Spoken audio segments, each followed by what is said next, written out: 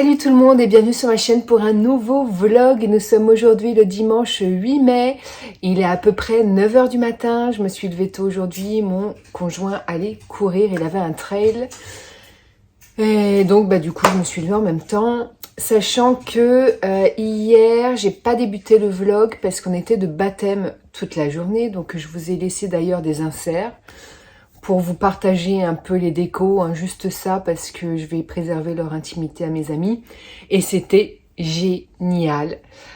Même l'église, c'était super, alors que j'avais quelques appréhensions par rapport à ça, parce que moi, je ne suis pas fan des messes à l'église, etc. Je trouve ça vraiment très chiant, hein, faut se le dire.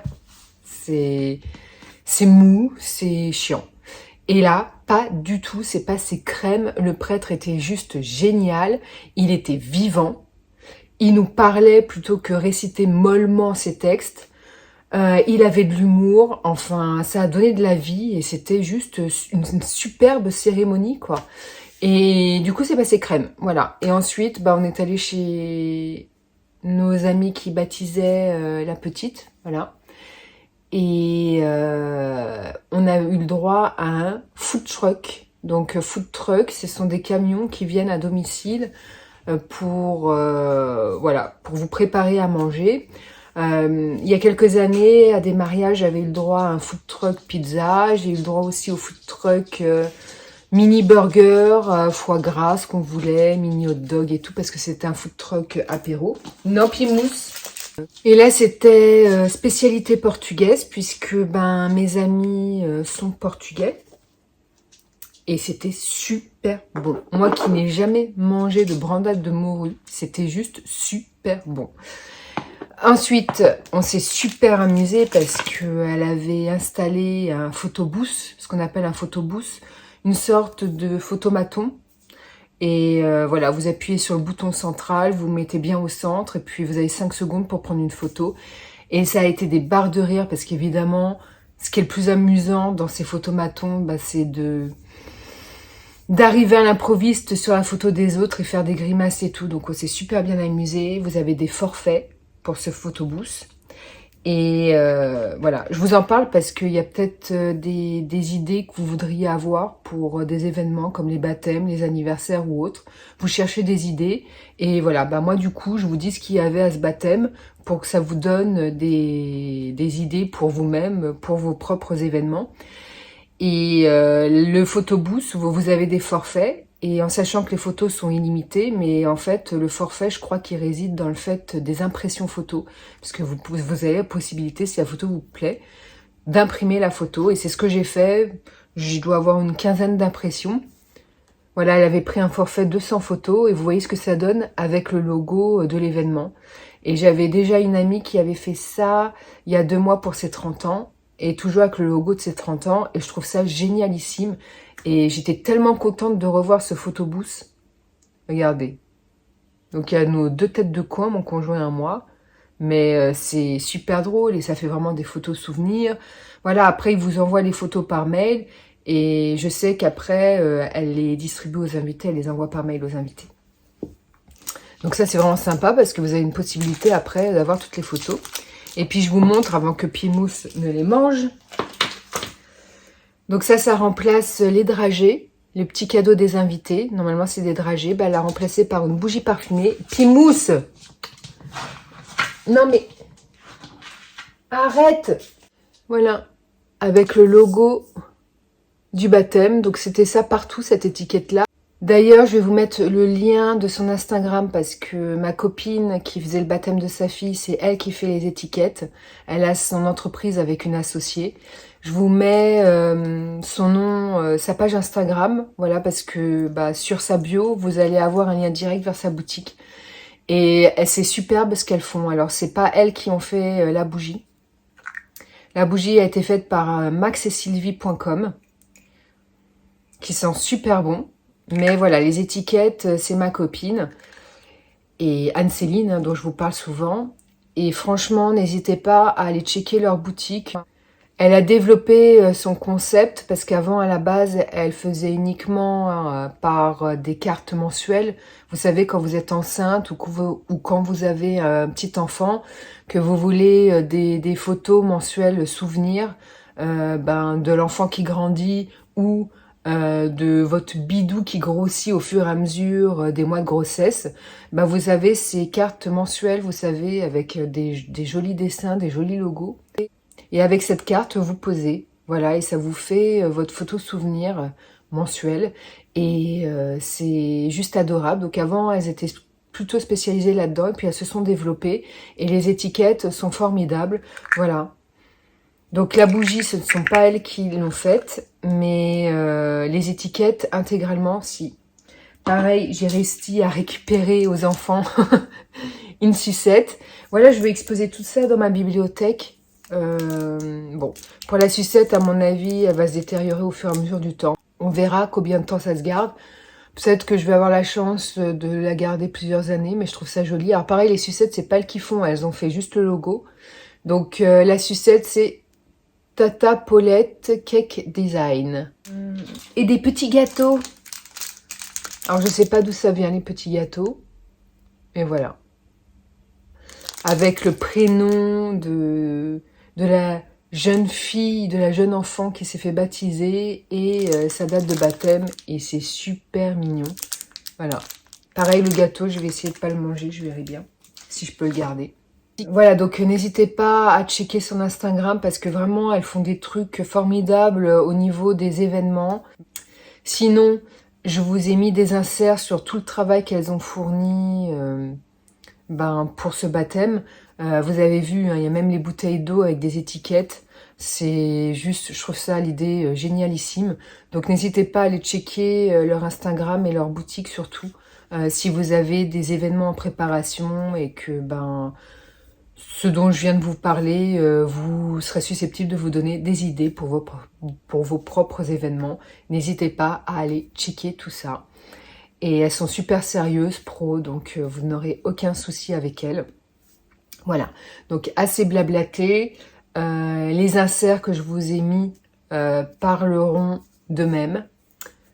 Voilà, c'était vraiment très chouette parce qu'en plus ma copine, elle est passionnée par la déco, donc les événements, les organisations et tout, événementiel, c'est son dada.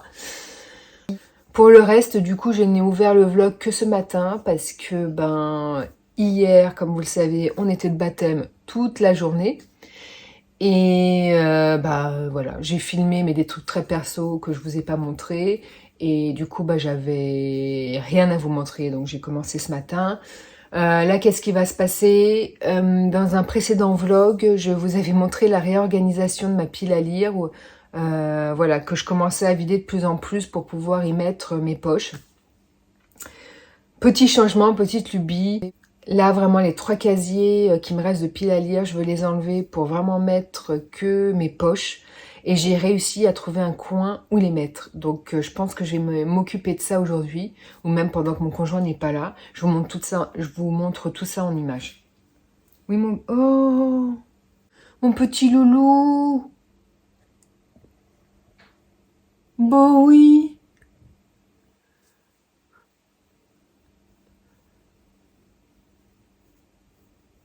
Voilà, et il est souvent comme ça, en fait, quand je vlog. Alors, je suis désolée pour la tenue, là. Je suis en chemise de nuit. Mais voilà, je voulais vous montrer parce que c'est juste adorable, quoi. Donc, souvent, effectivement, il se couche comme ça sur mes jambes. Je peux plus bouger et il dort. Parce que c'est petit pot de colle. Donc, pour rappel, ces 3 casiers-là, c'est de la pile à lire. Donc, je vais les bouger pour les mettre dans le bureau. À cet endroit-là. Donc là, vous allez me dire, ah oui, mais c'est très très encombré là. Écoutez, j'étais en train de faire une réorganisation dans mon bureau. Je vous montrerai pas en avance rapide parce que franchement, c'est inintéressant au possible. Mais là, en fait, c'est mes souvenirs des événements, de certains événements, vous savez, style baptême, anniversaire, carte, voilà, tous les souvenirs papier qu'on garde. Et mes photos. Donc là, vous voyez, il y a de la place. Ça, c'est des albums photos, mais normalement que je vais mettre dans les boîtes là, donc ils vont disparaître. Voilà, donc normalement, je suis censée gagner de la place pour mettre ça ici. Sauf ça, parce que ça, c'est destiné à être jeté, parce que c'est des vieux papiers que je vais scanner. C'était des cours à moi quand je faisais une formation en droit. Donc ça va être scanné et je vais m'en débarrasser. Du coup, il y a concrètement que ça à déplacer. Donc normalement, ça va être fait. Voilà.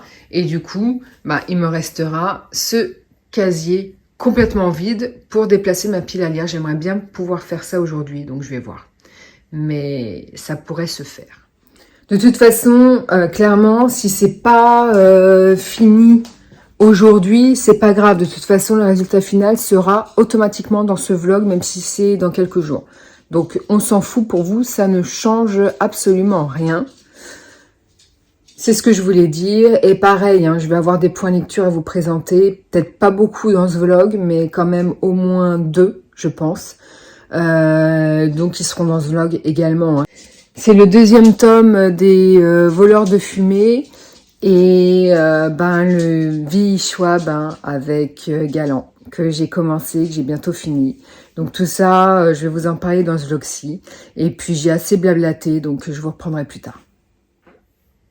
Et voilà le nouveau coin pour accueillir ma pile à lire. Vous voyez peut-être pas forcément bien comme il faut là à l'écran, mais il y a de la place. Hein. C'est une étagère qui est assez haute.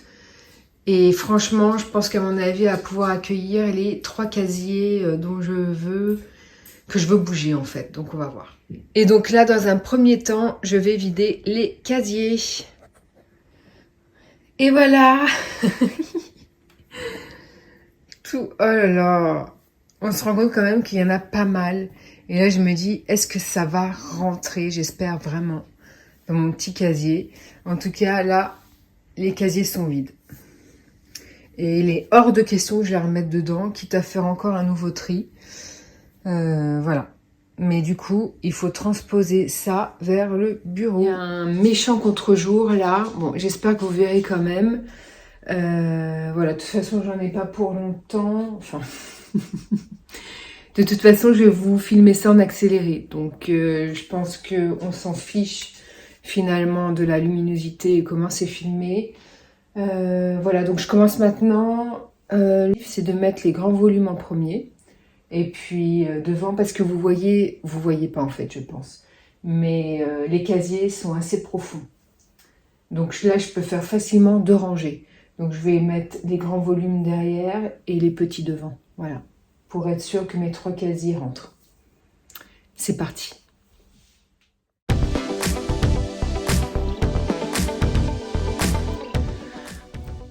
Donc dans un premier temps, j'ai rapatrié les gros volumes. Donc c'est ceux que je vais classer maintenant.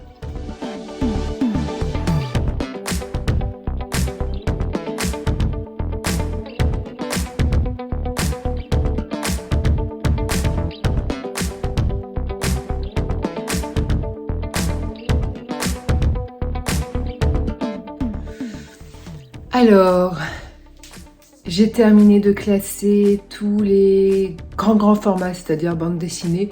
Vraiment les livres qui prennent beaucoup de place parce que c'est pas des encyclopédies, mais presque, hein, on dirait. Il n'y a pas de classement, c'est pas par ordre alphabétique ni rien, c'est la pile à lire, donc on s'en fiche. C'était juste qu'il fallait absolument que je mette les très grands formats derrière pour qu'on puisse les voir.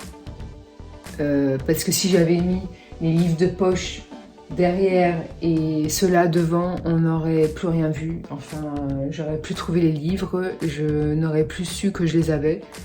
Donc comme ça, c'est très bien, mais vous avez vu, la ligne est quasiment complète. Donc là, il me reste à caser les brochets et les livres de poche.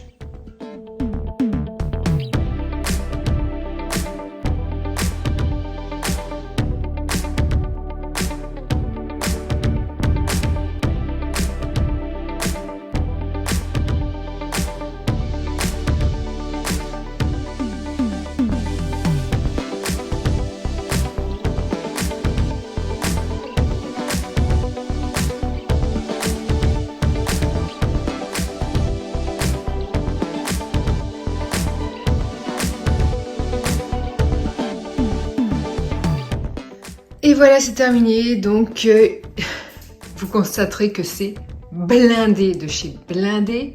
Ouais, j'ai vu un peu grand, mais bon, c'est pas grave. Là, c'est vraiment le signal d'alarme pour me dire que je dois stopper absolument les achats livresques. Enfin, stopper. Diminuer. Voilà, plus d'achats compulsifs. En sachant que, j'ai un book haul prochainement à vous présenter. Donc, je suis mal barrée, hein. Mais c'est comme ça. Voilà, c'est pas grave, je voulais pas cacher ce qu'il y avait derrière, mais finalement c'est caché. Mais bon, vous voyez, il y a juste à pousser un peu pour voir ce qu'il y a. Je suis pas à l'abri de faire un autre tri, parce que là je me rends compte qu'il y a quand même des livres que je ne suis pas sûre de lire un jour. Voilà. Donc je ne suis pas à l'abri de faire un nouveau tri. Mais voilà, écoutez, hein, c'est un bordel rangé. Et je suis contente vraiment que ce soit là. Donc voilà la bonne nouvelle, c'est que j'ai mes 3 casiers de vide et je vais pouvoir déplacer mes livres de poche et mieux les harmoniser. Alors ça, je suis contente, vraiment, vraiment, vraiment contente, parce que j'ai enfin une bibliothèque qu'avec des livres lus. Voilà, je n'ai plus de pile à lire. C'est génial. Si, vous avez encore la tablette là, mais ça, on s'en fout, la desserte, on s'en fout. C'est pas censé récupérer des livres lus. Donc voilà. C'est parti, on va faire la réorganisation. Alors ça, je vous montre pas en vitesse rapide parce que ça n'a aucun intérêt.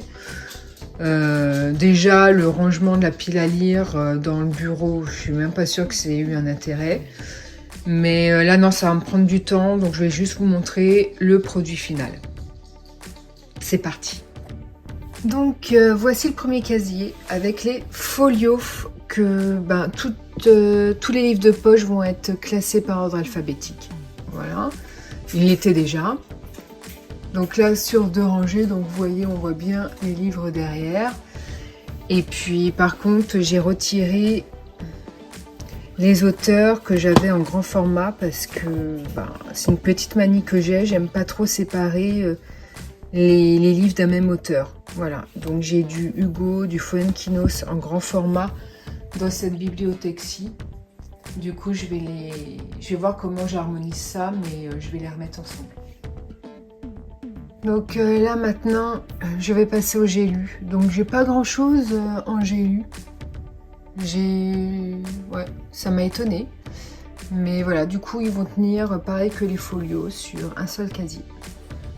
Je vous montre au fur et à mesure. Donc finalement, c'est pas plus mal que j'ai pas beaucoup de j'ai lu. Parce que l'Assassin Royal qui prend 19 volumes, plus si je lis Les Aventuriers de la Mer, j'ai besoin de place en fait. Voilà, donc c'est pas plus mal que j'ai pas beaucoup de j'ai lu, sachant que j'en ai enlevé. Parce que j'ai des auteurs que j'ai en grand format. Et puis je voudrais faire un carré, on va dire, dans ma bibliothèque des brochets, juste pour Stephen King. Parce que j'en ai plein de lui dans des maisons vraiment différentes et j'ai envie de les rassembler. On continue, alors cette fois-ci avec le livre de poche, et là ça va être sur 2 casiers. Donc là, les livres de poche sur 2 casiers. Voilà, donc ça fait quand même beaucoup plus aéré. Et comme ce sont des casiers profonds, on peut voir les livres derrière. Voilà, il faut juste que ceux-là, je les ramène un peu devant, mais je verrai ça plus tard, suivant comment je m'organise pour le restant des casiers. Pareil, hein, j'ai sorti les livres que j'allais mettre avec les brochets là. Et là, vous avez vu, ce sont les pockets, enfin pas complètement pocket, mais ils prennent quand même pas mal de place. Du coup, je vais les mettre sur 2 casiers. Donc, comme prévu, 2 rangées pour les pockets. Voilà, c'est quand même beaucoup plus aéré. Là, c'est très vide, mais ça ne sera pas longtemps puisque j'ai énormément de franctillés ou franctillaises, je ne sais pas comment on prononce, j'ai jamais su, dans ma pile à lire, et ça tiendra bien au moins une rangée d'1 carré, même plus. Donc, franchement, c'est bien assez là, qui est plein de place pour les tillers. Et on continue avec ce casier avec les éditions Point, en fait, il va rester intact celui-ci. Hein. Je vais juste regarder si j'ai pas des auteurs embrochés. Mais ouais, je pense qu'il va rester comme ça, celui-ci. Oui, alors non, ce casier, c'était les 10-18 et les éditions Point. Donc, je vais regrouper tous les points ensemble, avec la littérature blanche, avec les policiers. Et puis les 10-18, je vais les mettre dans un casier vide. Et voilà, clairement, ça le fait. Je vais vous montrer après sans le bordel. Hein. Mais, ah ouais, cool. Et voilà, il est 11h50, autant vous dire que ça m'aura occupé toute la matinée cette affaire, mais j'aime beaucoup le rendu. Je trouve ça propre, c'est aéré, dégagé, voilà.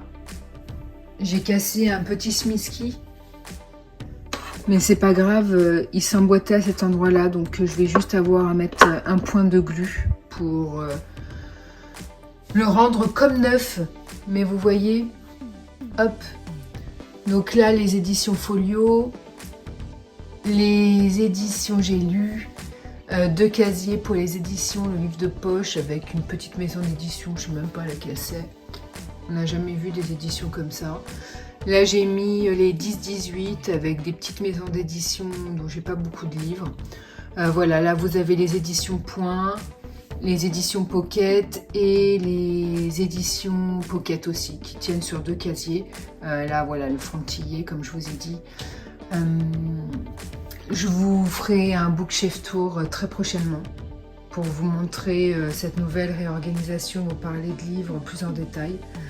Voilà, en attendant, j'aime vraiment beaucoup le rendu. C'est chouette. Et puis, voilà, du coup, pour les bibliothèques principales, voilà, donc j'ai disposé les livres de poche comme ça, quand j'avais des auteurs embrochés derrière. J'aime plutôt pas mal. Je suis pas encore, je sais pas pourquoi, je suis pas encore entièrement satisfaite. J'ai réussi à faire le petit coin Stephen King, parce que Stephen King, je sais pas si j'en achèterai d'autres brochés. C'est surtout des livres de poche Stephen King que j'achète. Voilà, donc le petit coin Stephen King. Moi, j'ai pas lu énormément de livres de lui, mais chaque livre que j'ai lu de lui, ça a été des livres que j'ai aimés et je les ai gardés. Voilà. Mais je vais en acheter d'autres. J'ai Cimetière qui m'attend dans ma pile à lire, par exemple. C'est surtout les anciens de lui que je lis. Donc voilà, là j'ai mis les poches Maxime Chatham parce que j'ai les brochés là, sachant que c'est un auteur que je vais arrêter de lire, normalement. J'ai déjà commencé, hein, j'ai pas acheté son dernier livre, et ni celui d'avant, ou non, j'ai lu celui d'avant mais je l'ai revendu parce qu'il me plaisait pas. Voilà, je trouve que ça baisse de niveau, mais ce n'est que mon avis. Voilà, les Pierre Lemaitre, parce que j'avais un brochet Pierre Lemaitre. Voilà, il y a juste les livres de poche où je les ai pas mis avec les brochets parce qu'ils sont tellement beaux. Vraiment, les éditions reliées sont tellement belles que j'ai pas voulu mettre des poches devant pour gâcher la magnificitude de ces ouvrages. Voilà, il y a juste ces deux-là qui sont tellement magnifiques en livre de poche de chez Archipel que je les ai mis sur le dessus, même si on voit pas la couverture. Voilà, c'est juste splendide. Là, j'ai fait une exception pour cela, mais sinon non. Donc, je suis contente, plutôt contente du résultat. Peut-être que les livres de poche, finalement, je les retirerai pour finalement les réintégrer ici. Comme il y a plein de places, je verrai. Mais je sais pas. En tout cas, pas pour le moment, parce que là, je trouve ça très bien comme ça. Là, pour le moment, je suis satisfaite de ma bibliothèque livres de poche. Ouais, vraiment très satisfaite, donc je suis contente. Je pense que je vais laisser en l'état. Voilà, et sur ce, là je vais aller promener mon chien qui s'impatiente, hein, parce qu'il reste avec moi toute la matinée, et ensuite je reprendrai le cours de mes activités.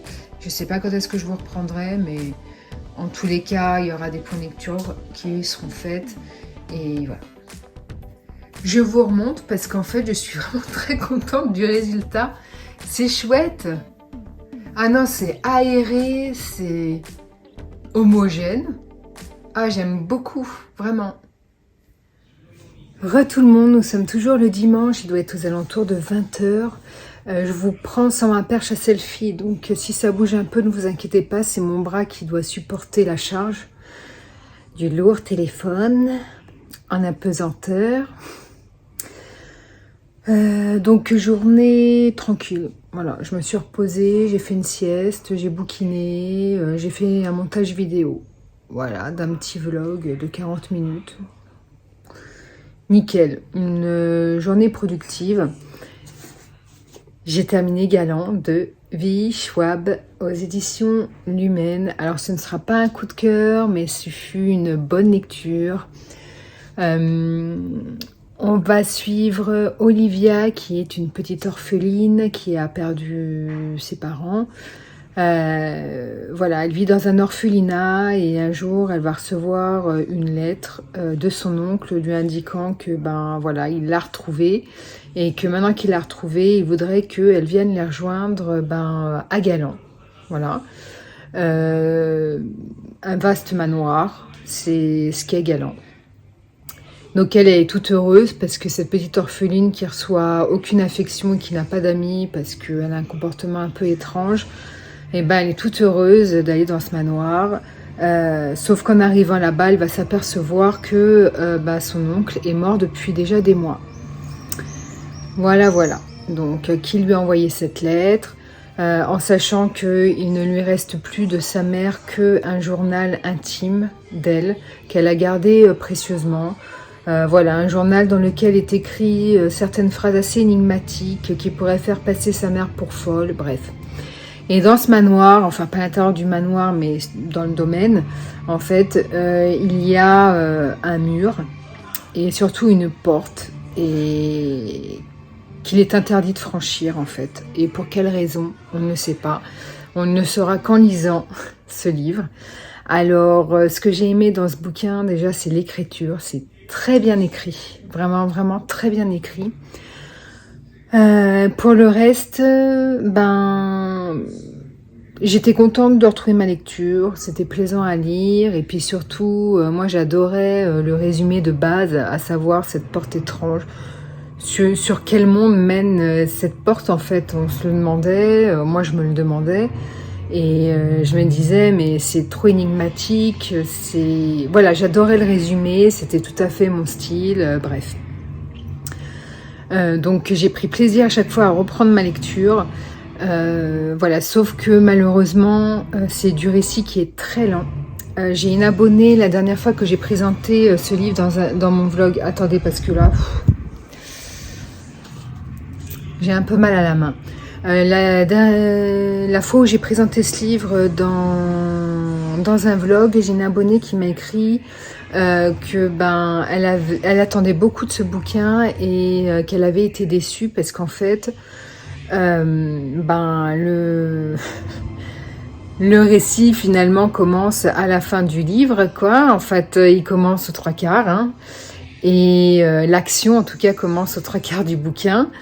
Et elle disait que du coup elle avait été déçue, que voilà, c'était en dessous de ses espérances, qu'il ne s'y passait rien et qu'elle avait beaucoup d'attentes à ce niveau-là et que voilà, elle avait été déçue. Et je suis complètement d'accord avec toi. Alors moi j'ai pas forcément été déçue, même si moi aussi j'en attendais énormément de ce bouquin et que c'est en dessous de ce que j'attendais également. Mais j'ai pas été déçue dans le sens où tout s'enchaîne à la fin du bouquin, à partir des 3/4 du bouquin. Moi, ce qui m'a un peu plus déçue, c'est que l'univers, je l'ai trouvé génial, sauf que je ne l'ai pas trouvé suffisamment développé. Déjà, il m'a manqué des descriptions au niveau des persos. Voilà, la petite gamine, elle voit des ghouls.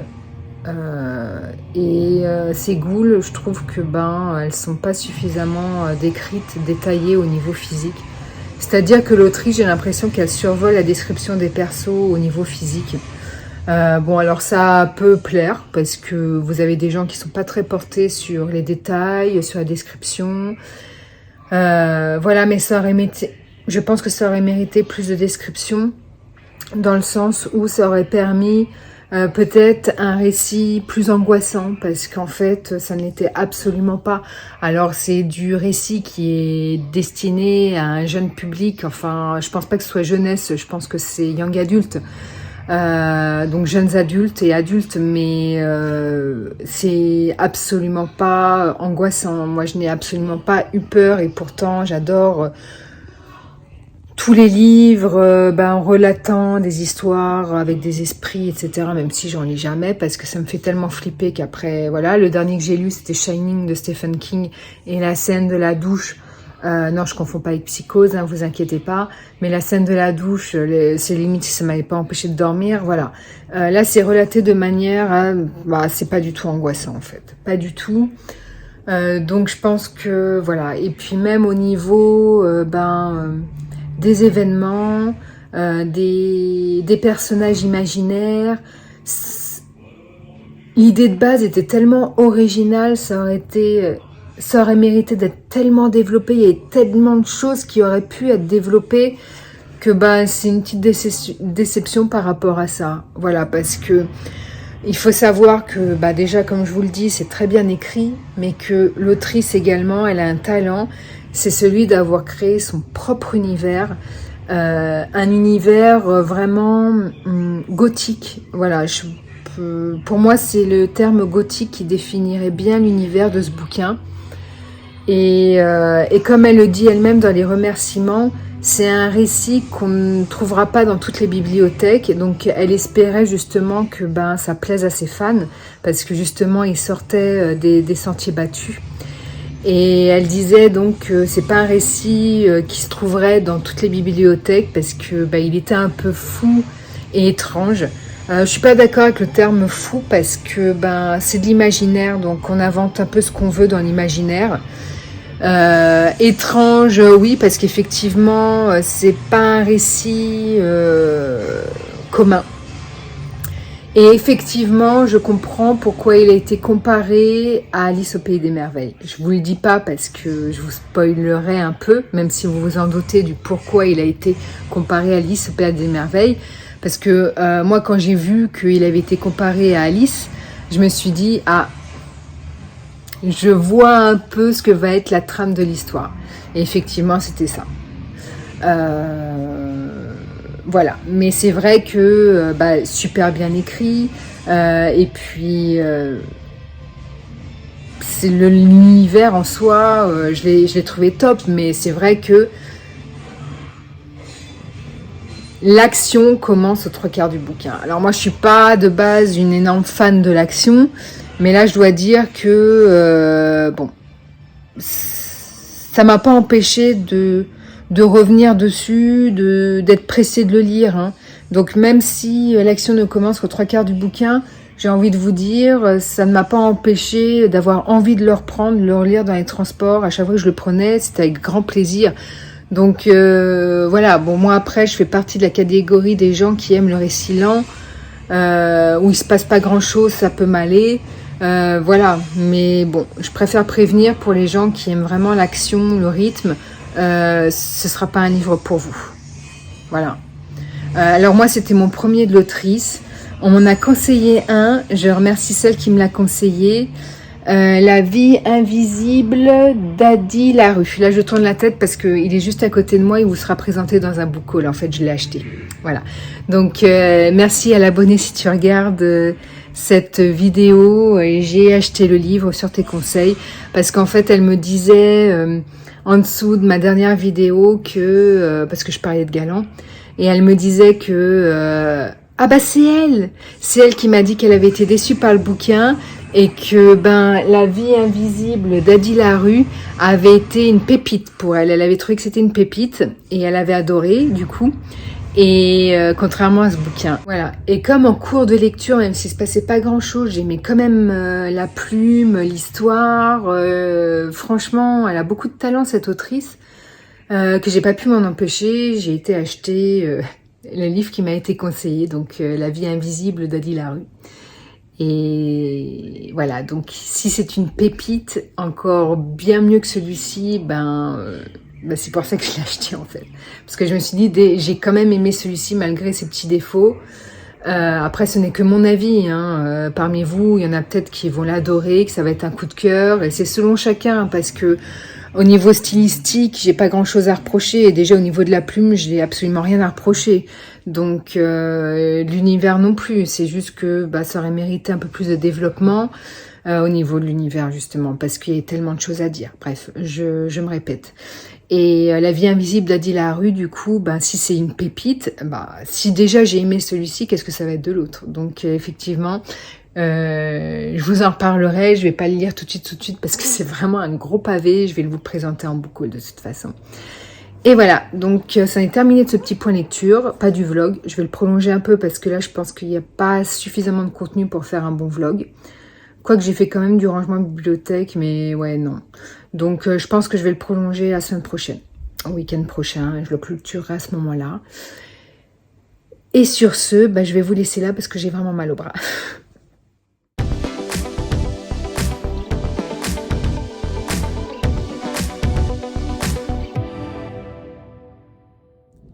Je reviens vers vous très tard. Nous sommes le mardi 17 mai, il est aux alentours de 19h30. Alors, je ne suis pas revenue vers vous le week-end dernier, donc j'ai ouvert ce vlog il y a déjà 10 jours. J'ai été très occupée ce week-end et j'ai pas eu une minute, et en sachant que j'avais pas de point lecture à vous faire, du coup j'ai laissé tomber. Parce que le samedi, journée contrainte. Ensuite, le soir, on a eu un barbecue chez des amis. Le lendemain matin, j'avais un stage de Zumba avec ma voisine d'1h30. Ensuite, je déjeunais chez mes beaux-parents. Bref, j'ai eu un week-end excellent, mais fatigant. Voilà, donc je ne suis pas revenue vers vous. Là, je reviens vers vous pour clôturer ce vlog, mais avant, quand même, quelques petits points lecture. Donc, ma copine Anse et moi-même avons terminé notre lecture commune du Monde des démons, donc le tome 2 des voleurs de fumée de Sally Green aux éditions J'ai lu. Alors, je ne vais pas rejoindre les avis dithyrambiques que j'ai pu voir passer sur cette saga. J'ai jamais vu d'avis négatifs sur ce livre. Après, j'en ai pas lu non plus beaucoup. J'essaye de pas trop lire les avis pour me faire ma propre opinion. C'est une fois que j'ai lu le livre que je vais à la recherche des avis pour voir si les gens pensent un peu comme moi ou pas. Bref. Le premier, j'avais adoré parce qu'il était certes introductif, mais j'étais dans l'histoire et tout s'est enchaîné à la fin du premier volume, ce qui présageait vraiment un deuxième tome, pas exceptionnel, mais génial. Voilà, avec pas des rebondissements, mais de l'intrigue, de l'action, bref. Pour moi, les choses sérieuses commençaient au volume 2. Et je dois dire que ce volume-ci, c'est un peu comme le volume 1, c'est-à-dire que toute l'action qui a déferlé à la fin du tome 1 s'est essoufflée comme un ballon de baudruche au deuxième tome, puisqu'il a recommencé à être lent, le récit. Un peu, bon, il y avait quand même plus d'action que le tome 1, donc c'était plus du tout introductif non plus, mais voilà, c'était pas non plus de l'action de ouf, même si j'aime pas forcément l'action, voilà. Et encore une fois, tout s'est enchaîné à la fin du tome 2. Du coup, j'ai envie de lire le tome 3, parce que du coup ça m'intrigue. Mais de l'autre côté, tout au long de ma lecture du tome 2, je me suis posé la question, est-ce que c'est un livre, une saga que j'allais garder dans ma bibliothèque?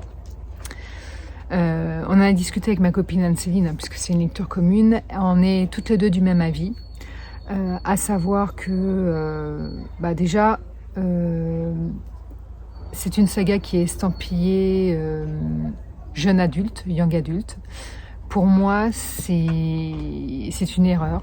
Il aurait dû être estampillé jeunes adolescents, parce que pour ce qui est des quelques romances qui sont à peine développées dans cette saga, il faut savoir que ça s'arrête au bisou-bisou. Hein, c'est vraiment du touche-pipi. Il n'y a pas de relation sexuelle ni rien. Alors je m'en fiche complètement. Hein, c'est pas un truc que j'aime forcément lire dans les romans, mais le fait que ça s'arrête aux touches pipi, pour moi signifie que c'est pas du young adulte, c'est vraiment presque de la jeunesse, hein, c'est jeune ado. En plus, je trouve que l'univers n'est pas suffisamment développé, ma copine est d'accord aussi. C'est pas suffisamment développé parce que il y avait tellement, l'idée de base était super originale, c'était des voleurs de fumée de démons, enfin pas tous, hein, mais certains persos, et à partir de là, mais l'idée était super originale, il y avait tellement de choses à développer par rapport à ça. Et en fait, bon, vous commencez à avoir un peu le pourquoi du comment de certaines choses, de l'existence des démons, mais sans plus. C'est une lecture qui n'est absolument pas riche, mais pas riche du tout. Mais malgré tout, bon, ça reste plaisant à lire. En plus, il y a moins de fautes d'orthographe que dans le premier volume. Je crois que j'en ai vu que 2. Donc ça, c'est plutôt une bonne chose. Moi qui suis tatillon là-dessus. Mais voilà, c'est un univers qui n'est pas suffisamment développé, alors que l'idée de base était vraiment originale et très bonne. C'est pour moi de la fantaisie, ok, young adulte, mais de la fantaisie politique en fait, comme Game of Thrones, comme l'Assassin Royal. Je le mettais dans le même panier et en fait, vous n'avez aucune intrigue politique, enfin très très peu, et puis comme je le répète, pas du tout développé. Donc par rapport à tout ça, le deuxième volume pour moi est une petite déception. J'inclus Anne-Céline, puisque c'est son avis également, et on a préféré toutes les deux le tome 1, même s'il était très introductif, parce que ce qui présageait, c'était vraiment des choses excellentes dans le volume 2, et en fait, rien du tout. Vous savez, c'est comme si toute l'action de la fin du volume 1, c'était un pétard mouillé, et il n'y avait rien derrière. C'est exactement en fait l'impression que j'ai. Voilà, donc on va lire le tome 3, je sais pas quand, mais dans pas très longtemps, et on verra à ce moment-là, mais bon, pour le moment, c'est pas une saga que je garderai dans ma bibliothèque. Par contre, je confirme le coup de cœur pour le tome 1 de l'Accessoire Royal de Robineau, donc ces nouvelles éditions éditées par J'ai lu, donc moi c'est un livre de poche, hein, parce qu'ils ont sorti, je sais pas si c'est J'ai lu qui a fait ça, bref, ils ont sorti des intégrales de plus de 1000 pages, voilà, donc moi j'ai la version poche et je confirme mon coup de cœur. C'est une relecture pour moi parce que j'avais déjà lu la première partie, donc la première partie c'est 6 volumes en livre de poche, hein, attention, et j'avais adoré, c'était un coup de cœur, et là je vous le confirme de nouveau parce que, et encore, je vais vous dire que j'ai encore plus apprécié ma relecture que ma première lecture. C'est une saga de fantaisie politique qui est juste exceptionnelle, mais vraiment exceptionnelle dans la finesse, dans la construction de l'intrigue, dans les personnages. Les personnages, ils sont complexes, ils sont pas blancs ou noirs, ils sont complexes. Il y a des longueurs, tout le monde le dit, hein, personne ne le nie, sauf que les longueurs, j'hésitais à vous le dire, parce qu'en fait, pour moi, c'est tellement pas péjoratif, et les longueurs ne m'ont absolument pas gênée. D'ailleurs, c'est pour ça que j'ai hésité à vous le dire, parce que c'est tellement passionnant, même dans les longueurs, que j'apprends trop de choses. Déjà, rien qu'au niveau du récit en lui-même, et c'est tellement bien ficelé, tellement bien amené. J'adore Fitz, et en plus je me suis fait la remarque pendant toute ma lecture que Fitz, en fait, je crois que de tous les livres que j'ai lus, hein, il doit y en avoir plus de 1000 depuis que je sais lire, bien plus je pense. Je pense que c'est mon personnage préféré de tout temps parce que c'est un personnage complexe. C'est un bâtard qui n'a pas forcément eu d'éducation noble et qui pourtant est d'une intelligence, comme quoi l'intelligence et la culture, hein, c'est deux choses distinctes. Ça se rejoint, mais c'est distinct. Il est incroyable ce Fitz. Et je me rends compte que je ne vous ai pas raconté l'histoire. Alors, je l'ai sûrement fait dans une ancienne vidéo, mais je vais le refaire en bref. Donc on va suivre Fitz, qui est un bâtard, un bâtard royal, dans le sens où en fait ce qui va se passer, c'est que son père, qui est prince, va accoucher avec une femme qui n'est absolument pas noble, qui vient, on ne sait pas trop de quel milieu, mais on suppose que c'est un milieu pauvre. Il va avoir une aventure extra-conjugale avec elle et elle va mettre au monde un enfant, donc Fitz. Et à l'âge de 6 ans, le papa de cette maman, le grand-père de Fitz, donc, va en avoir marre de le nourrir alors que il sait de qui est né Fitz et il trouve pas ça juste en fait de le nourrir, de l'éduquer, de lui faire dépenser de l'argent alors que vous avez un prince qui n'est même pas au courant de son existence et qui pourrait le prendre en charge financièrement. Donc ce qu'il va faire, c'est que Fitz a 6 ans et son grand-père va l'amener devant Chevalerie, qui est le papa, donc. Et personne ne va remettre en cause le lien de parenté, étant donné qu'apparemment Fitz serait le portrait craché de Chevalerie. Donc personne ne remet en cause le lien de parenté. Et ce qui va se passer, c'est que, bien sûr, il va récupérer son fils sans l'élever lui-même directement, mais il va le donner plutôt à quelqu'un, enfin donner entre guillemets pour lui faire son éducation. Qu'est-ce qu'on fait de lui ? En fait, c'est ça la question qu'on se pose parce que il est quand même de sang royal, même si c'est un bâtard, donc on ne peut pas le tuer.